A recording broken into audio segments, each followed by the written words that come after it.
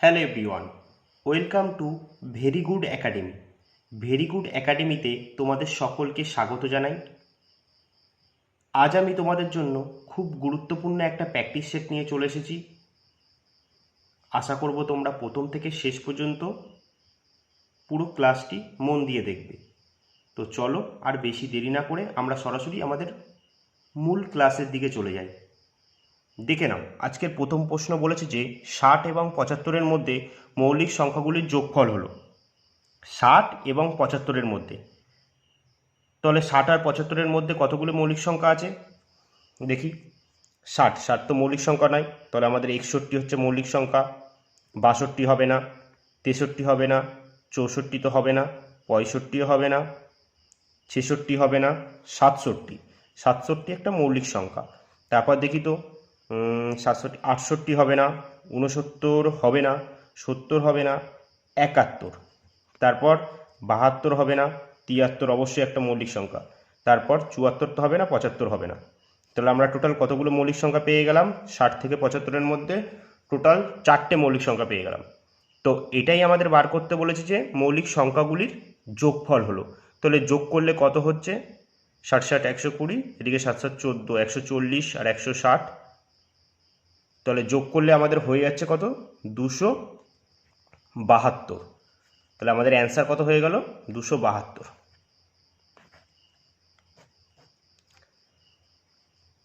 তো বুঝতে পারলে জিনিসটা যে 60 এবং 75-এর মধ্যে, তাহলে 60 আর 75-এর মধ্যে আমরা কতগুলো মৌলিক সংখ্যা পেলাম? 4টে। সেই মৌলিক সংখ্যাগুলো যোগ করব, যোগ করে আমাদের অ্যান্সার হয়ে যাবে কত? 272। তো চলো এবার আমরা চলে যাই নেক্সট অঙ্কের দিকে। 2 নম্বর অঙ্ক। দেখ, 2 নম্বর অঙ্কতে কি বলেছে?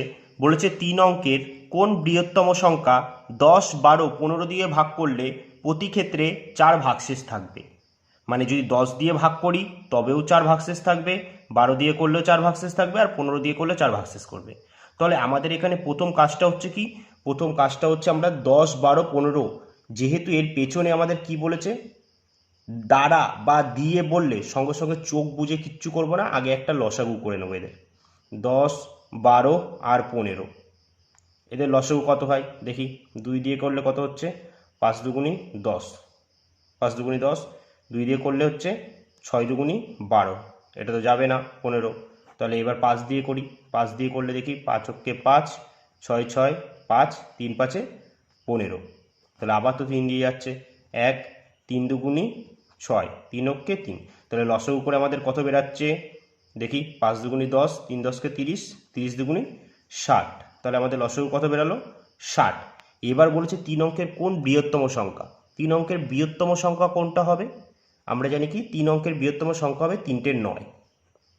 বৃহত্তম আর ক্ষুদ্রতম বললে কি হতো? 1-এর পেছনে দুটো শূন্য।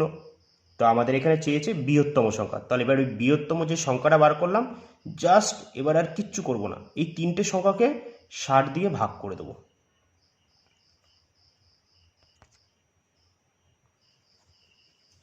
তাহলে 60 দিয়ে ভাগ করলে কত হয় আমরা দেখে নিই, চলো। 60 দিয়ে ভাগ করলে 60 অক্ষে 60, তাহলে কত থাকছে? 9, আর এদিকে 3, এই 9টা নিচে নেমে যাবে। তাহলে আবার যদি করি 60 দিয়ে দেখি, 6 6 36, হ্যাঁ 6 দিয়ে যাচ্ছে। 6 দিয়ে করলে 6 60, কত হচ্ছে? 360। তাহলে আমাদের পড়ে থাকছে কত? 9, এদিকে হচ্ছে 3, তাহলে আমাদের পড়ে থাকছে কত? 39। 39 আমাদের পড়ে থাকছে। এবার আমরা কি করব? আমাদের এর পরের কাজ হলো এই যে 999টা আছে, এই 999 থেকে আমরা এই ভাগশেষটা বাদ দিয়ে দেবো। ভাগশেষটা বাদ দিলে 9 থেকে 9 বাদ দিলে কত থাকে? 0। 9 থেকে 3 যদি বাদ দিয়ে দিই তাহলে আমাদের 6 থাকবে, আর এদিকে কত? 960। এবার যেহেতু এই যে আমরা 960টা পেলাম, এবার যেহেতু এর সাথে কি করব, যেহেতু আমাদের বলেছে 10, 12, 15 দিয়ে ভাগ করলে প্রতি ক্ষেত্রে 4 ভাগশেষ থাকে, এবার জাস্ট এর সঙ্গে কি করব, 4টা যোগ করে দেবো। তাহলে 4টা যোগ করে দিলে আমাদের অ্যান্সার কত হয়ে যাবে? 964।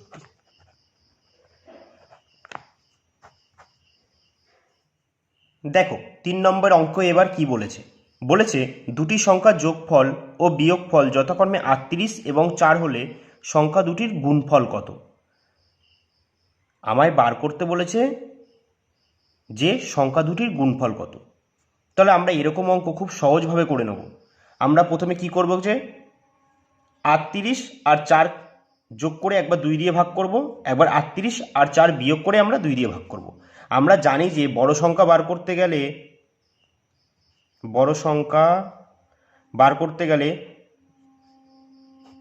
প্রথম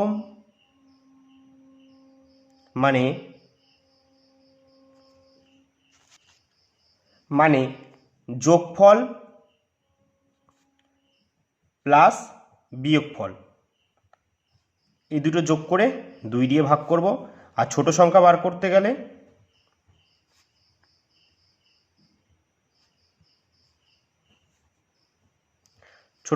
করতে গেলে কি করব আমরা, যোগফল মাইনাস বিয়োগফল এই দুটোকে আমরা 2 দিয়ে ভাগ করব। তাহলে প্রথমটা আমরা বার করে নিই, 38 প্লাস 4/2। তাহলে কত হচ্ছে, 38 আর 4 কত হচ্ছে, 38 4 আমাদের হয়ে যাচ্ছে 42। 42/2 কত হচ্ছে দেখে নাও, 21 হয়ে যাচ্ছে। তাহলে এটাও আমরা করে নিই, 38 মাইনাস 4 কত দিয়ে ভাগ করব, 2 দিয়ে। 38 থেকে 4 বাদ দিলে থাকছে আমাদের কত, 34। 34কে 2 দিয়ে ভাগ করলে কত হচ্ছে, 17 দুগুণী 34। তাহলে এবার আমরা তো সংখ্যা দুটো পেয়ে গেলাম, আমরা বড় সংখ্যাটা পেলাম 21, ছোট সংখ্যাটা পেলাম 17। তাই এবার আমাদের পরে বলেছে কি সংখ্যা দুটোর গুণফল হলো, জাস্ট 21 আর 17 গুণ করে দেবো। তো গুণ করলে আমাদের কত হয়ে যাচ্ছে, 21 17। চলো আমরা এই সাইডে করে দেখি, 21 আর 17 গুণ করলে 7 অক্ষে 7, 7 দুগুণী 14। এটা 1 অক্ষে 1, 2 অক্ষে 2, তাহলে 7, 4 আর 1 5, 2 আর 1 3। তাহলে আমরা বলতে পারি যে আমাদের অ্যান্সার কত হয়ে যাচ্ছে, 357। আমরা কোথায়, অপশান বিতে আছে।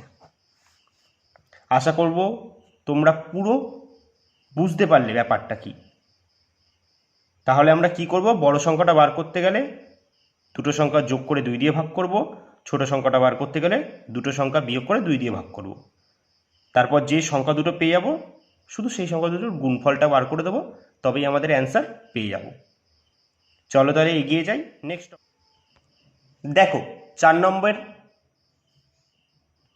অঙ্কে কি বলেছে, দুটি সংখ্যার লসাগু ও গসাগু যথাক্রমে 315 এবং 7। একটি সংখ্যা 35 হলে অপরটি কত। তাহলে কি বলেছে আমাদের বলেছে কি দুটি সংখ্যার লসাগু ও গসাগু বলে দিয়েছে কি 315 আর গসাগু বলে দিয়েছে 7। আর আমাদের একটা সংখ্যা বলেই দিয়েছে 35, তাহলে বলেছে অপরটি কত। তো আমরা এই ধরনের অঙ্কগুলো কিভাবে করব ভালোভাবে দেখে নাও। এই ধরনের অঙ্কগুলো আমরা খুব সহজভাবে করব। আমাদের শুধু একটা জিনিস ভালো করে মনে রাখতে হবে, যে প্রথম সংখ্যা ইন্টু দ্বিতীয় সংখ্যা সমান সমান লসাগু ইন্টু গসাগু। তাহলে আমরা দেখো এখানে বসিয়ে দেবো, লসাগুর তলায় লসাগু কত বলেছে 315, আর গসাগু কত বলেছে 7। আর এখানে একটা সংখ্যা বসিয়ে দেবো, একটা সংখ্যা কত 35। তাহলে এবার দেখো কাটাকুটি করো, দেখো কি হচ্ছে, 7 দিয়ে কাটলে কত হচ্ছে, 5 7 35। এবার 5 দিয়ে আমরা 315কে কাটি, 5 দিয়ে কাটলে দেখো 5 6 30, 1 3 5 15। তাহলে আমরা অপর সংখ্যাটি কি পেলাম, মানে দ্বিতীয় সংখ্যা, অপর সংখ্যাটি পেলাম 63। তো আমাদের এটাই তো বার করতে বলেছে। তাহলে আমাদের সূত্রটা কি, প্রথম সংখ্যা ইন্টু দ্বিতীয় সংখ্যা সমান সমান লসাগু ইন্টু গসাগু। তারপর মানগুলো পুট করে দেবে, তাহলেই আমরা অপর সংখ্যাটা পেয়ে যাব। তাহলে আমাদের অপর সংখ্যাটা কত পেলাম 63। তাহলে আমাদের অ্যান্সার হয়ে গেল কত 63। দেখি কত নম্বর অপশানে আছে, অপশান বিতে আছে। দেখো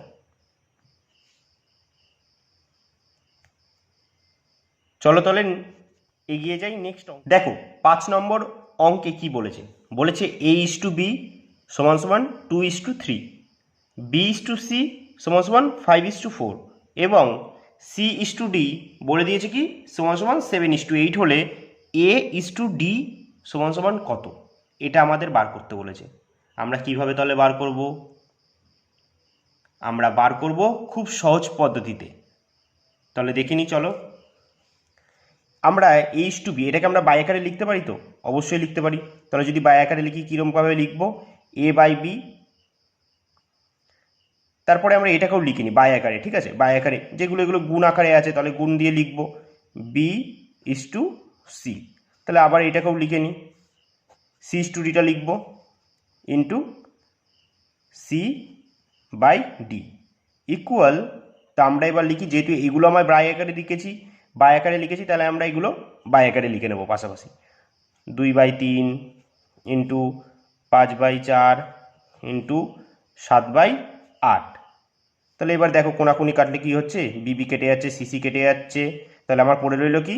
এ আর ডি। তাহলে এবার দেখি এখানে কাটাকুটি করলে কি হয়? 2 দিয়ে কাটলে দেখো 4 দুগুণি 8। আর কি কাটাকুটি যাচ্ছে?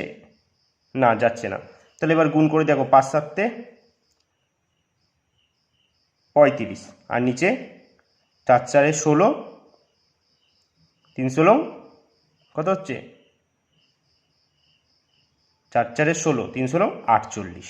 Very good. তাহলে আমরা কি পেলাম? A/D কত পেয়ে গেলাম? 35/48।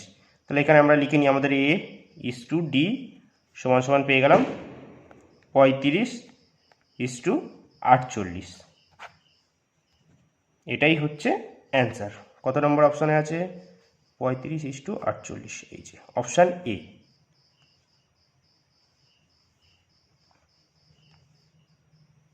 আশা করব তোমাদের এই অঙ্কগুলো খুবই ভালো লাগছে, আর এইগুলো কিন্তু পরীক্ষায় আসার মতো অঙ্ক। আমি তোমাদের জন্য দুটো বই থেকে বেছে বেছে নিয়ে এসেছি, এরকম আমি আরও অনেক ক্লাস নিয়ে আসব। তাহলে দেখে নাও 6 নম্বর অঙ্কে কি বলেছে। বলেছে একটি আয়তক্ষেত্রের দৈর্ঘ্য ও প্রস্থের অনুপাত বলে দিয়েছে কত? 2:3, এবং ক্ষেত্রফল বলে দিয়েছে কত? 54 বর্গ সেমি হলে দৈর্ঘ্য কত? দৈর্ঘ্যটা আমাদের বার করতে বলেছে। তাহলে আমরা কি করে বার করব? আমরা খুব সহজভাবে বার করে নেব এটাও। চলো দেখো, বলেছে কি একটি আয়তক্ষেত্রের দৈর্ঘ্য প্রস্থের অনুপাত 2:3। তাহলে দৈর্ঘ্য কত বলে দিয়েছে? দৈর্ঘ্য ও প্রস্থ এদের অনুপাত কত বলে দিয়েছে? 2:3। দেখো এগুলো অনুপাতে আছে 2:3, আবার ক্ষেত্রফল বলে দিয়েছে আমাদের, তাহলে আমরা সবচেয়ে বুদ্ধিমানের কাজ হবে এর সাথে একটা করে এক্স ধরে নিই। আমরা দৈর্ঘ্য ধরে নিলাম 2x আর প্রস্থ ধরে নিলাম কি 3x। এবার ভালো করে দেখো আমাদের ক্ষেত্রফল কি বলে দিয়েছে? ক্ষেত্রফল বলে দিয়েছে কি 54 ক্ষেত্রফল। আর আমরা আয়তক্ষেত্রের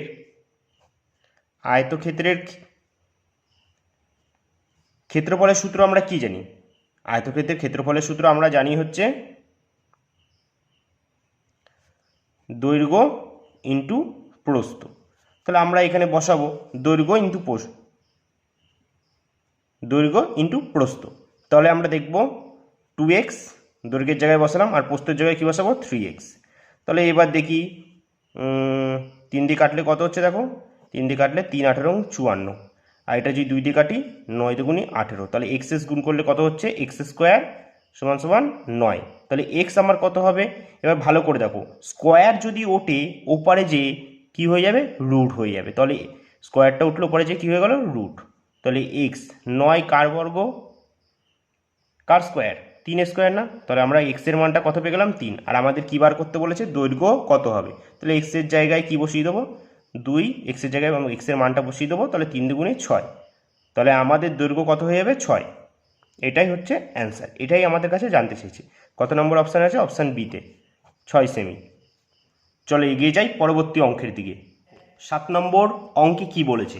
বলেছে একটি পাত্রে 50 লিটার দুধ আছে, মানে একটা পাত্রে 50 লিটার দুধ আছে, আর পাত্রটি থেকে 20 লিটার দুধ তুলে নিই, মানে এই একটা পাত্র, এর ভিতরে 50 লিটার দুধ আছে, এখান থেকে বলছে কি 20 লিটার দুধ তুলে নিয়ে কি করছে? সমপরিমাণ জল মিশিয়ে দিচ্ছে। মানে 20 লিটার দুধ তুলেছে, তার পরিবর্তে কি করছে? 20 লিটার জল মিশিয়ে দিচ্ছে। মানে মোট পরিমাণটা কিন্তু একই আছে, শুধু তুলছে দুধ, তার পরিবর্তে ঢেলে দিচ্ছে জল। এইটুকুনি আমরা বুঝলাম। তারপরে কি বলেছে? এই পদ্ধতি আরও একবার করা হলে, মানে প্রথমে একবার করেছে, আরও একবার করার পর বলেছে পাত্রে কত লিটার দুধ থাকবে। আমরা এই অঙ্কগুলো একটা সূত্রের সাহায্যে করব, আর কিছু কিছু অঙ্কে আমাদের শর্টকাটে করাটা খুবই জরুরি, কারণ পরীক্ষার সময় এত টাইম থাকবে না, তাই আমরা এই অঙ্কগুলো সূত্রতেই করব। তাহলে এই সূত্রটা কি? এক্স ইন্টু 1 - y/x তার n স্কোয়ার, এটা হচ্ছে সূত্র। সূত্রটা কি? এক্স ইন্টু 1 - y/x তার n স্কোয়ার। এবার জাস্ট মানগুলো বসিয়ে দেবো। তাহলে এক্সের জায়গায় কত বসাবো? প্রথমে পাত্রে কত লিটার দুধ ছিল? 50, তাহলে 50টা এখানে বসিয়ে দেবো। তারপর 1 - y মানে হচ্ছে কি কত লিটার দুধ তুলে নিয়েছে, 20 লিটার না, তাহলে 20টা ওপরে বসাবো। আর এক্স মানে তো 50 আমরা জানি। আর এন স্কোয়ারটা কী করব? এটা মানে হচ্ছে কতবার করা হয়েছে, কতবার করা হয়েছে। তাহলে আমরা প্রথমে জানি কি, প্রথমে একবার করলো আর পরে বলেছে আরও একবার, টোটাল দুবার করা হয়েছে না, তাহলে এখানে আমরা 2 বসিয়ে দেবো। তাহলে এবার কাটাকুটি করি, দেখো 0 0 কেটে যাচ্ছে। তাহলে এবার আমরা যদি করি এটাকে এবার ভাঙাই, 5 × 5, চলো এটা আমরা এই সাইডে ভাঙিয়ে নিই। 1 - 2/5, এটাকে ভাঙালে তাহলে কত হচ্ছে? 5 × 5 - 2, তাহলে 5 × 5 - 2/5, তাহলে কত হচ্ছে? 5 থেকে 2 বাদ দিলে কত হচ্ছে? 3/5। তাহলে এটা আমরা কত বলতে পারি? এটা কত হলো? 3/5, 50। তাহলে 3 স্কোয়ার কত? বলো, 3 স্কোয়ার কত? 3 × 9, 5 × 5 = 25, আর এটা ইন্টু ইন্টু আছে, তাহলে 50। তাহলে 25 দিয়ে কাটলে 25 × 2 = 50, তাহলে 9 × 2 = 18। তাহলে আমাদের অ্যান্সার কত হয়ে গেল? 18। আমাদের অ্যান্সার কত হয়ে গেল? 18। তাহলে কত লিটার দুধ থাকবে? 18 লিটার দুধ থাকবে।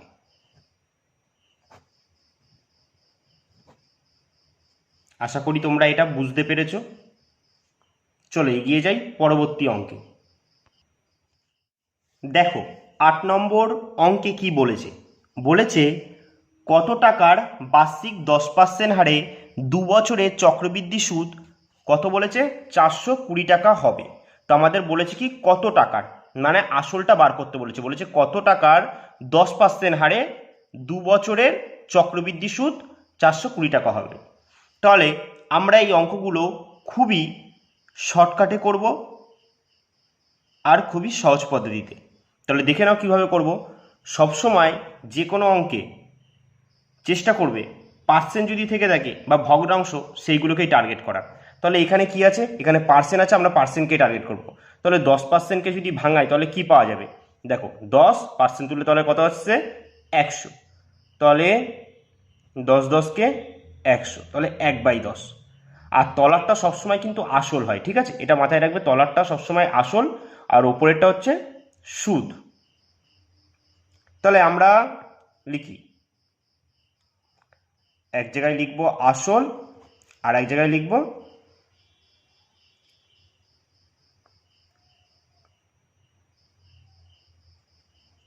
সুদ প্লাস আসল। তাহলে আসল যদি 10 টাকা হয়, 1 বছরে সুদে আসলে কত হবে? 10 আর 1 কত? 11। তাহলে এটা আমাদের কি 2 বছর বলেছে, তাই দুবার লিখবো। এটা 1 বছরের সুদ হলো, সুদ আসল, আর আবার রাখবো আসল 10 টাকা হলে তাহলে সুদ আসলে কত হবে? 11 হলো। তাহলে 1 1 মিলিয়ে কত হলো? 2 বছর। আর আমাদের 2 বছরেরই বলেছে। এবার জাস্ট কিছু করব না, ওপর নিচ গুণ করবো। 10 10 100, এদিকে গুণ করলে কত হচ্ছে? 11 11 121। এবার ভালো করে দেখো, আমাদের কি দিয়েছে? সুদটা দিয়ে দিয়েছে। তাহলে আমরা রেখেছিলাম 100, 2 বছর পরে সুদে কত হয়েছে? সুদ আসল মিলে 121। তাহলে কত টাকা সুদ হয়েছে? কত সুদ হয়েছে? 21। তাহলে আমরা ধরলাম 21 টাকা সুদ হয়েছে। আর প্রশ্নে বলেছে দেখো কত সুদ হয়েছে? 420। তাহলে আমরা বলতে পারি এটা হচ্ছে 2D। আমাদের প্রশ্নে বলেছে একটা, আমরা বার করলাম সেটা।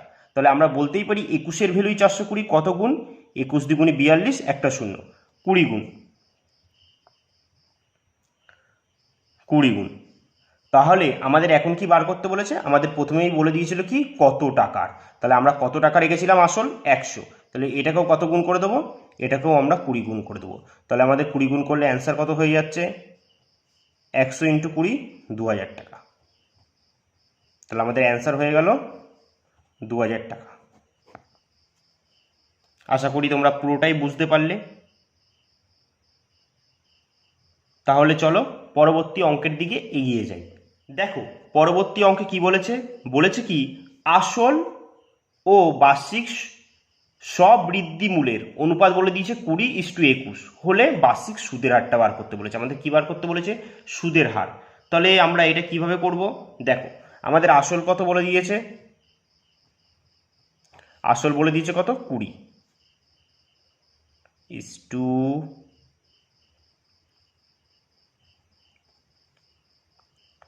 আর স্ববৃদ্ধিমূল, স্ববৃদ্ধিমূল বলতে সুদ আসলকে বোঝায়, ঠিক আছে? চলো স্ববৃদ্ধি মূল বলেছে কত? 21। তাহলে আমরা বলতে পারি যে 20 টাকা আসল, স্ববৃদ্ধি মূল্যে কত হয়েছে? 21 টাকা। তাহলে কত টাকা সুদ হয়েছে? তাহলে আমরা 21 - 20 করলে পেয়ে যাব। তাহলে সুদ কত? 1 টাকা। 1 টাকা। এবার আমাদের বলেছে বার্ষিক সুদের হার। তাহলে সুদের হার বার করতে গেলে কি করব? সুদের হার আমরা খুব সহজভাবে বার করে নেব। তাহলে ভালো করে দেখো আসল কত? আসলটা সবসময় তলায় বসবে, ঠিক আছে? আসলটা সবসময় তলায়। তাহলে 20 টাকায় ক টাকা সুদ হয়েছে? 1 টাকা। তাহলে 100-এ কত? যে তোমাদের সুদের হার বার করতে বলেছে, তাহলে 100%-এ কত? এটা আমরা বার করে নেব। তাহলে দেখো 20 দিয়ে যদি ডাইরেক্ট কাটি, 0 0 কেটে দিই, 2 দিয়ে কাটলে 5 × 2 = 10। তাহলে গুণ হয়ে যাবে 5 × 5। তাহলে সুদের হার কত ছিল? 5%। এটাই হচ্ছে অ্যান্সার। কত নম্বর অপশানে আছে? Option B. তাহলে চলো এগিয়ে যাই পরবর্তী অঙ্কের দিকে। দেখো 10 নম্বর অঙ্কে কি বলেছে? বলেছে কি একটি দ্রব্যের ধার্য মূল্য কত বলে দিয়েছে? 900 টাকা। একটি দ্রব্যের ধার্য মূল্য কত বলেছে? 900 টাকা। এবার বলছে কি পরপর দুবার ছাড় দেবে নাকি, একবার 20% হারে ছাড় দেবে, একবার 10% হারে ছাড়ের পর বলে দিয়েছে আমাদের বিক্রয় মূল্য কত। আমাদের বলেছে কি একটি দ্রব্যের ধার্য মূল্য কত বলে দিয়েছে? 900 টাকা। একবার 20% ছাড়, একবার 10% ছাড়ের পর আমাদের বিক্রয় মূল্য কত বার করতে হবে। আসলে আমাদের কি বার করতে হবে? বিক্রয় মূল্য। চলো তাহলে আমরা কিভাবে বার করব? খুব সহজ পদ্ধতিতে বার করব।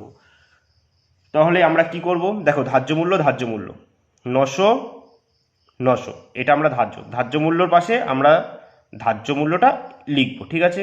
ঠিক। এবার যে কোনো আমরা এখান থেকে একটা পার্সেন্টকে ভাঙাবো। তাহলে আমরা জানি লাভ ক্ষতির পার্সেন্টকে ভাঙাই কেমনভাবে? যেহেতু একটু ছাড় বলেছে না এটা, তাহলে ছাড় বললে আমরা দুটো জিনিস পাই। একটা পাই হচ্ছে ধার্য মূল্য, আর একটা পাই আমরা বিক্রয় মূল্য। তাহলে আমরা ছাড়কে ভাঙালে কি কি পাই? একটা ধার্য মূল্য, একটা বিক্রয় মূল্য। তাহলে ধার্য মূল্য তো আমরা সবসময় জানি কত হয়? 100। আর বিক্রয় মূল্য কত? যেহেতু 20% ছাড় দিচ্ছে, তাহলে বিক্রয় মূল্য কত হবে? 100 - 20। তাহলে কত হচ্ছে? 80। তাহলে বিক্রয় মূল্য কত হলো? 80। তাহলে এটা কোথায় বসাবো? দেখো ধার্য মূল্য ওপরে ধার্য মূল্য বসিয়েছি, মানে আমাদের নিচেও ধার্য মূল্য বসাতে হবে। ধার্য মূল্য কত? 100 100 বসিয়ে দেবো। আমরা বিক্রয় মূল্য বার করব। তাহলে বিক্রয় মূল্য কত? 80 সামনে বসাবো। এবার দেখো এটা প্রথম পার্সেন্টটা ভাঙালাম। এবার দ্বিতীয় আর একটা পার্সেন্ট কী বলেছে? 10% ছাড় দিচ্ছে, মানে আরও একবার 10% ছাড় দিচ্ছে। তাহলে এবার এই পার্সেন্টটাকেও আমরা ভাঙাই। চলো এটাকে যদি ভাঙাই কী হবে? এই সাইডে ভাঙাই, এটা 10%টা যদি ভাঙাই, 10% ছাড়, তাহলে এটাকেও আমরা সেমভাবে ভাঙাবো। তাহলে 10% ছাড়কে ভাঙালে আমরা দুটো জিনিস পাবো, একটা ধার্য মূল্য পাবো আর একটা বিক্রয় মূল্য পাবো। ধার্য মূল্য আমরা কি জানি? সবসময় কত? 100। আর বিক্রয় মূল্য কত? যেহেতু 10% ছাড় দিচ্ছে, তাহলে বিক্রয় মূল্য কত হবে? 90 টাকা। ভালো করে দেখো আমরা কি করেছিলাম? ধার্য মূল্য উপরে বসিয়েছি, তাই তলায়ও ধার্য মূল্য বসিয়েছি। বিক্রয় মূল্য বার করব, বিক্রয় মূল্য এখানে বসিয়েছি। এরপরে আমরা আবার 10%টা ভাঙিয়ে পেলাম কি? ধার্য মূল্য 100, বিক্রয় মূল্য 90। তাহলে আমরা দেখো ওপরে যেহেতু ধার্য মূল্য বসিয়েছি, তাহলে আমরা ধার্য মূল্যটা কি করব? ওপরেই কিন্তু বসাবো, ওপরেই বসাবো। ধার্য মূল্য কত? 100। আর বিক্রয় মূল্য বার করবো, বিক্রয় মূল্য 90 সামনে। তলায় বসে গেল কি? বিক্রয় মূল্য। তাহলে আমরা কী বার করব? বিক্রয় মূল্য। তাহলে এবার কাটাকুটি করি, দেখি 0 0, এদিকে 2 0, এদিকে 2 0 কেটে গেল, তাহলে একের কোনো ভ্যালু নেই। তারপর দেখি কত হচ্ছে, 9 দেখো 9 9 কেটে যাচ্ছে,